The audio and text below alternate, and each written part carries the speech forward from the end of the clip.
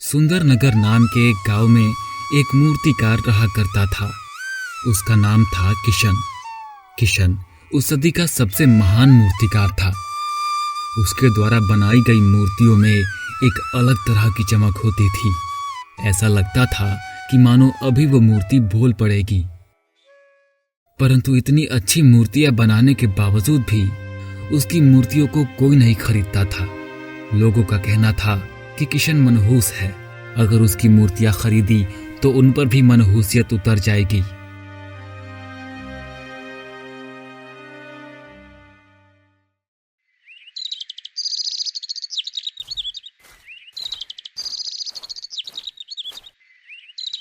है किशन, है? अरे तू फिर से मूर्तियां बेचने चला आया? अरे क्या तुझे पता नहीं है कि गांव वाले तेरा चेहरा देखना भी पसंद नहीं करते हैं? देखिए सेठ जी, मुझे यह भली भांति पता है कि गांव वाले मुझे मनहूस समझते हैं, लेकिन मैं मनहूस नहीं हूँ। मैं एक कलाकार हूँ जो अपनी ही कला में खोया रहता है। क्या कलाकार? एक बात बता किशन, क्या तुझे पता है कि कलाकार किसे कहते हैं? हाँ पता है। कलाकार वो है जिसके पास कोई कला हो और वो उस कला को अच्छे से निखारना भी जानता हो। यही तो तेरी सबसे बड़ी मूर्खता है किशन। हाँ, अगर केवल कला होने से कोई कलाकार होता तो मुझे ये बता कि तेरी गरीबी आज तक खत्म क्यों नहीं हुई है? अरे महान कलाकार तो तेरी तरह गरीब और फूटी किस्मत वाले तो नहीं होते हैं। अरे असली कलाकार वो है जिसकी किस्मत सोने के कलम से लिखी गई हो, तेरी तरह कचरे के कलम से नहीं। मेरी मान तो इस काम को छोड़ ही दे किशन और जाके मजदूरी कर। कम से कम तेरा पेट तो भरेगा। सेठ की इन कड़वी बातों को सुनकर किशन का दिल उदासी से भर गया। अपना आत्मसम्मान बचाते हुए किशन ने कहा, देखिए सेठ जी, मैं जानता हूं कि मैं किस्मत का धनवान नहीं हूं, परंतु मैं अपनी कला को नहीं छोड़ सकता। मेरी कला में ही मेरे प्राण बसते हैं। अगर कोई मुझे अपनी कलाकारी छोड़ने के लिए खजाना भी दे तो भी मैं उसे स्वीकार नहीं करूंगा। किशन की बात सुनकर सेठ गुस्से से भर गया। हाँ, खजाना भी देगा तो कला नहीं छोड़ूंगा। अरे मैं तेरी भलाई की बात कर रहा था और तू उल्टा मुझे ही ज्ञान दे रहा है। अरे शुक्र मना के तुझे इस गांव में रहने दिया जा रहा है, वरना तुझे जैसे मनहूस को तो कोई कुत्ता भी अपने साथ न रखे। हाँ। इतना कहकर सेठ गुस्से से तिल मिलाता हुआ वहां से चला गया।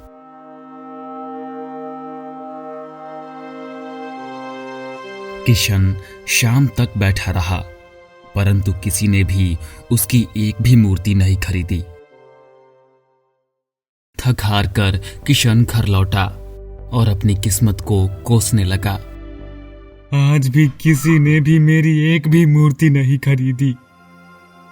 हर दिन मुझे गुड़ और पानी पीकर ही अपना गुजारा करना पड़ता है।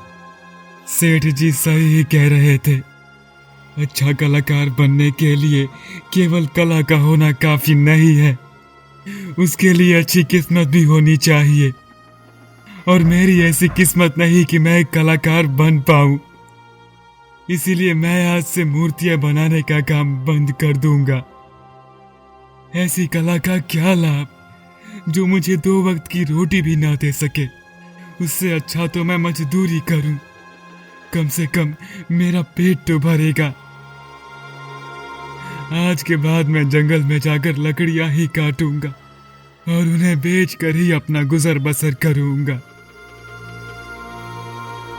इतना कहकर दुखी मन से किशन गुड़ और पानी पीकर सो गया।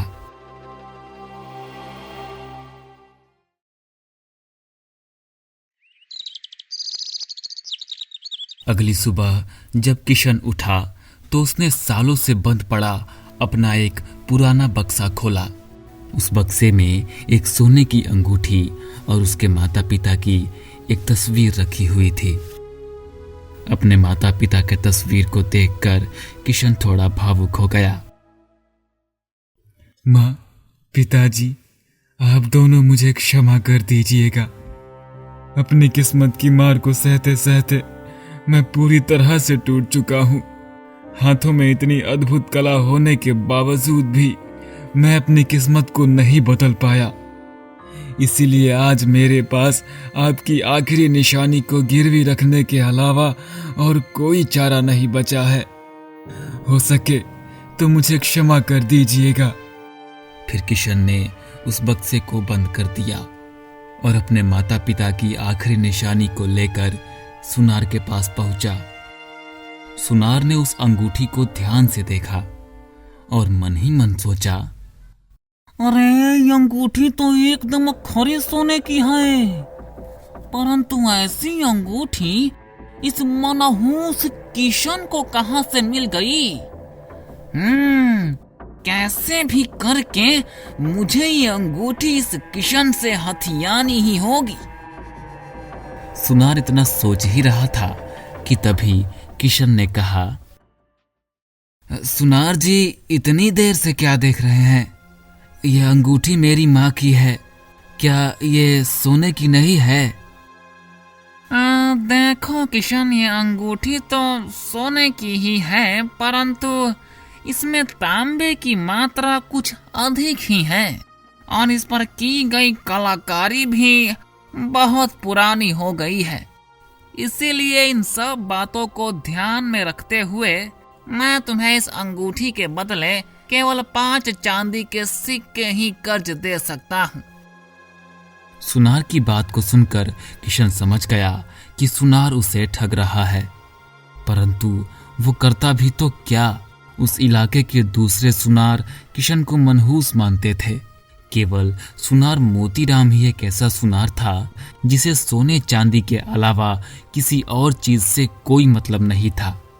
मजबूरन किशन को हाँ करना पड़ा। ठीक है सुनार जी, आप दे दीजिए 5 चांदी के सिक्के। किशन के हाँ कहने पर सुनार ने अपनी तिजोरी से 5 चांदी के सिक्के निकाले और उन्हें किशन को देता हुआ बोला, ये लो किशन, तुम्हारे 5 चांदी के सिक्के।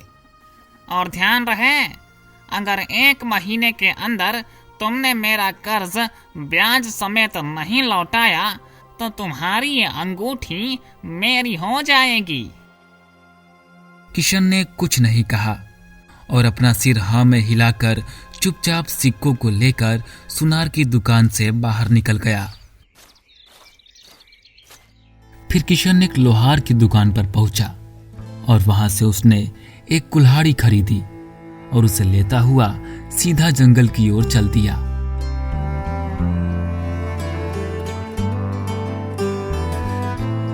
कुछ देर तक जंगल में इधर उधर चलने के बाद उसे एक लंबा और सूखा वृक्ष दिखाई दिया।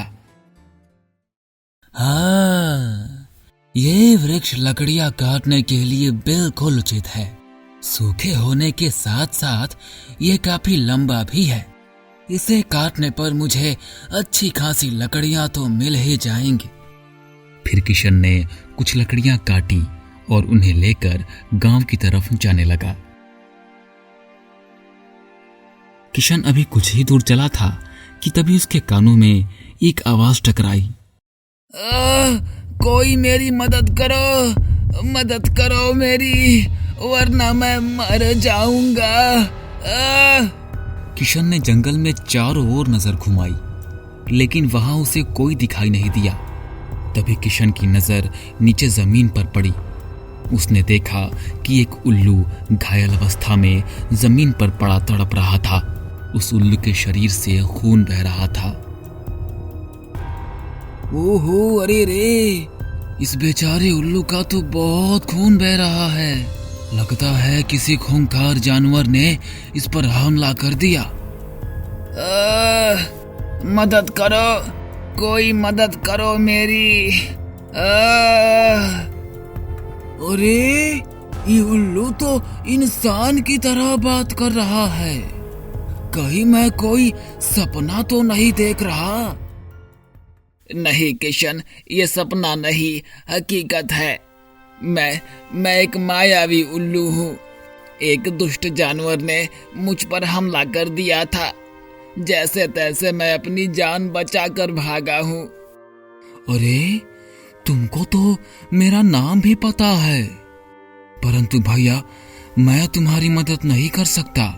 एक तो ऐसे ही मेरे सर पर इस मनहूसियत का साया छाया हुआ है, ऊपर से अगर किसी गांव वाले ने तुमको मेरे साथ देख लिया तो उन्हें ऐसा लगेगा कि मैं कोई काला जादू करता हूँ।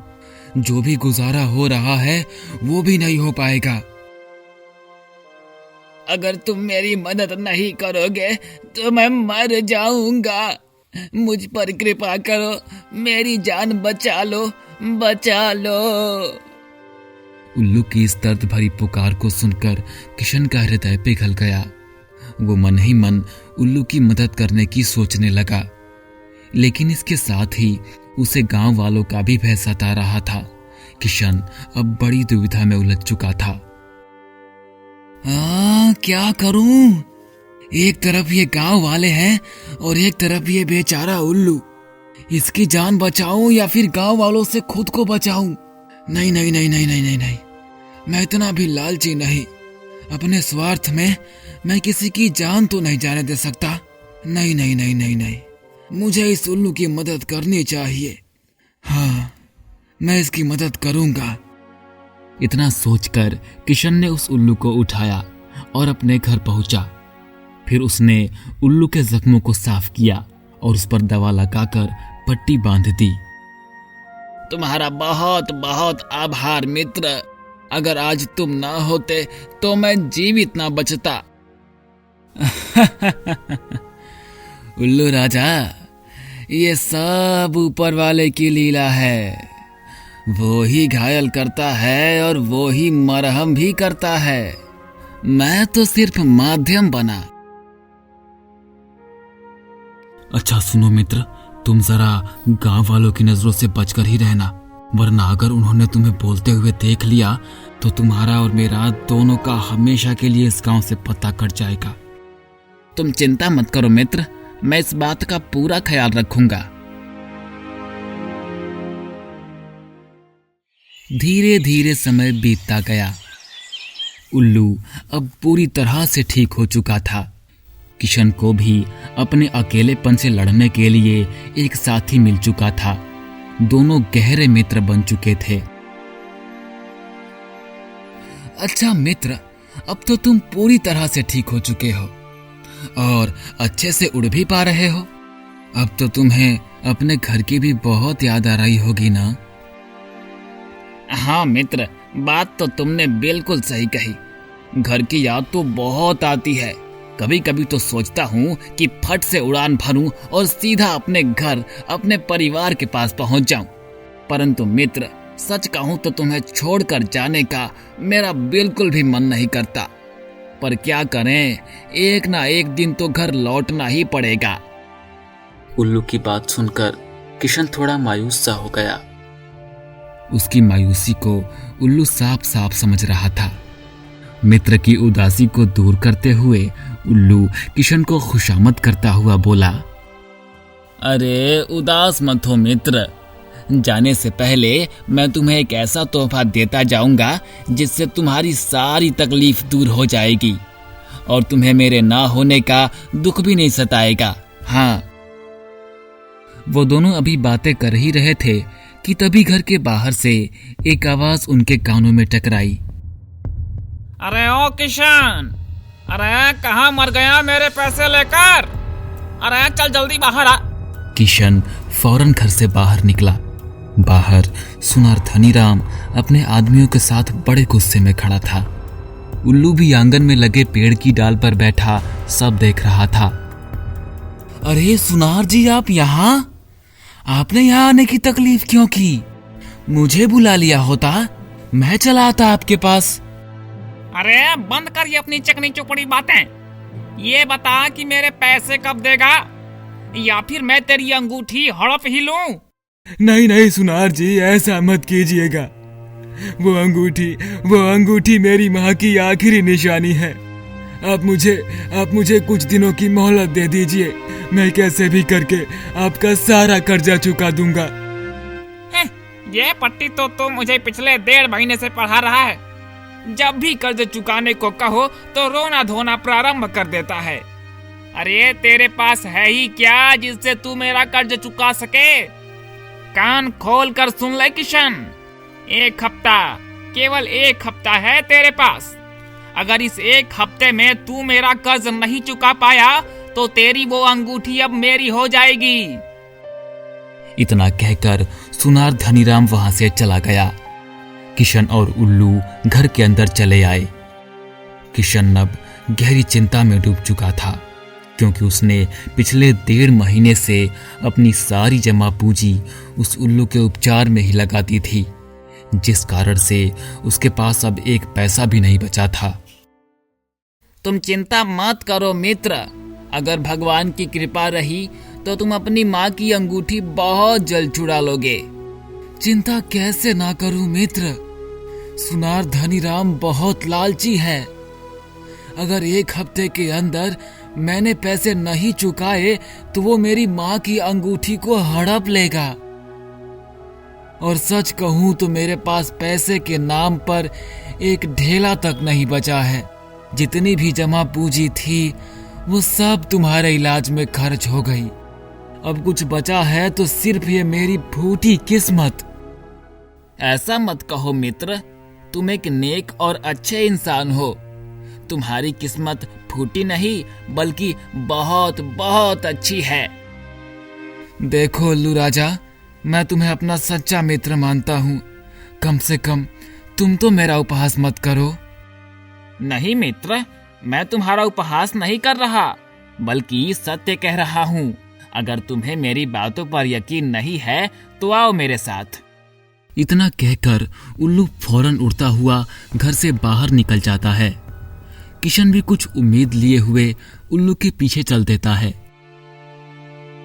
उल्लू जंगल में प्रवेश करता है। किशन अब भी उसके पीछे चल रहा था। अच्छा मित्र, कम से कम ये तो बताओ कि हम जा कहाँ रहे हैं। धीरज रखो किशन, तुम्हें बहुत जल्द ये पता चल जाएगा कि हम कहाँ जा रहे हैं। फिर उल्लू उड़ता हुआ जंगल के भीतर एक पुराने खंडहर के पास आकर रुक जाता है। किशन, जो पूरे रास्ते उल्लू से सवाल किए जा रहा था, अब वो चुप होकर उस जगह को बड़े आश्चर्य से देख रहा था। क्या हुआ मित्र, तुम इस जगह को इतने गौर से क्यों देख रहे हो? किशन ने हैरानी भरे आवाज में उल्लू से कहा, मित्र, पता नहीं क्यों मुझे ये जगह कुछ जानी पहचानी सी लग रही है। ऐसा लग रहा है जैसे मैंने इसे कहीं देखा है। मन में एक अलग सी बेचैनी सी उठ रही है। किशन को इस प्रकार हैरान देखकर उल्लू ने उसे कुछ याद दिलाते हुए कहा, याद करो किशन, ये वही जगह है जिसे तुम बचपन से लेकर आज तक अपने सपने में देखते चले आ रहे हो। याद करो। अरे हाँ, ये तो वही जगह है, एकदम मेरे सपने जैसा। वही काली खंडहर नुमा गुफा, वही पेड़, ये तो बिल्कुल वही है। परंतु मित्र, तुम्हें मेरे सपने के बारे में कैसे पता चला? इस बारे में तो केवल मैं और मेरे माता पिता ही जानते थे। दरअसल किशन 10 वर्ष की आयु से ही उस खंडहर को अपने सपने में देखता आ रहा था, लेकिन ये बात उसे और उसके माता पिता के अलावा और किसी को पता नहीं थी। किशन, इस बारे में मैं तुम्हें बाद में बता दूंगा। फिलहाल तुम इस खंडहर के अंदर चलो, वहां कोई है जो तुम्हारा वर्षों से इंतजार कर रहा है। फिर किशन उल्लू की बात मानकर खंडहर के भीतर चला गया। खंडहर के भीतर किशन ने देखा कि एक मूर्ति टूटी फूटी अवस्था में सोने चांदी के ढेर पर लेटी हुई थी। किशन ये सब देखकर आश्चर्य से भर गया। अरे बाप रे, ये क्या चमत्कार है! यहाँ तो ढेर सारे सोना चांदी और हीरे जवाहरात हैं। और वो मूर्ति तो एकदम अद्भुत है। बनाने वाले ने क्या खूब बनाया है इसे, परंतु एक कमी रह गई बनाने में। अगर वो कमी किसी तरह दूर हो जाए तो इस मूर्ति में जान आ जाए। अगर मेरे पास मेरी छेनी हथौड़ी होती तो मैं उस कमी को अभी दूर कर देता। किशन इतना सोच ही रहा था कि तभी किसी की आवाज उस खंडहर में गूंज उठी। तुमने बिल्कुल ठीक कहा मूर्तिकार किशन, तुम वाकई मुझे पूरी तरह से ठीक कर सकते हो। तुम्हारे हाथों में वो जादू है जिससे बेजान पत्थर में भी प्राण फूके जा सकते हैं। अतः मुझ पर कृपा करो, तुम मेरी मूर्ति को पूर्ण कर दो, तभी मैं इस श्राप से मुक्त हो पाऊंगा। खंडहर में अचानक से ऐसी आवाज सुनकर किशन बुरी तरह से घबरा जाता है। एकदम से उसकी नजरें उल्लू को खोजने लगती हैं। वो पीछे मुड़कर देखता है तो उसे उल्लू उड़ता दिख जाता है। फिर घबराई आवाज में किशन उल्लू से कहता है, अरे मित्र, ये आवाज किसकी थी? कौन था वो जो मुझे बार बार उसे ठीक करने को बोल रहा था? उल्लू किशन को संभालते हुए बोला, शांत हो जाओ किशन, तुमने जो आवाज अभी सुनी वो किसी और की नहीं बल्कि मेरे पुत्र राजकुमार सिद्धार्थ की है। हैं? तुम्हारे पुत्र की आवाज? परंतु मित्र, अभी जो मैंने आवाज सुनी उससे ये तो नहीं लगता कि वो आवाज किसी उल्लू की है। वो आवाज तो किसी तगड़े इंसान की आवाज लग रही थी। मित्र, दरअसल बात यह है कि मैं कोई मायावी उल्लू नहीं बल्कि एक श्रापित राजा हूँ। मेरा वास्तविक नाम राजा इंद्रवर्मा है। अरे, अब ये क्या रहस्य है मित्र? पहले तो तुम मुझे बिना बताए इस खंडहर में ले आए और उसके बाद वो आवाज, और अब तुम कह रहे हो कि तुम उल्लू नहीं एक राजा हो। मुझे कुछ तो बताओ कि ये सब क्या चल रहा है। धीरज रखो किशन, मैं तुम्हें पूरी घटना विस्तार से समझाता हूं। मित्र, आज से लगभग 100 वर्ष पहले इसी जंगल के करीब मेरा राज्य हुआ करता था। मेरे राज्य में धन दौलत की कोई कमी नहीं थी, यहाँ तक कि हमारा राजकोष भी हमेशा सोने चांदी से भरा रहता था। लेकिन एक दिन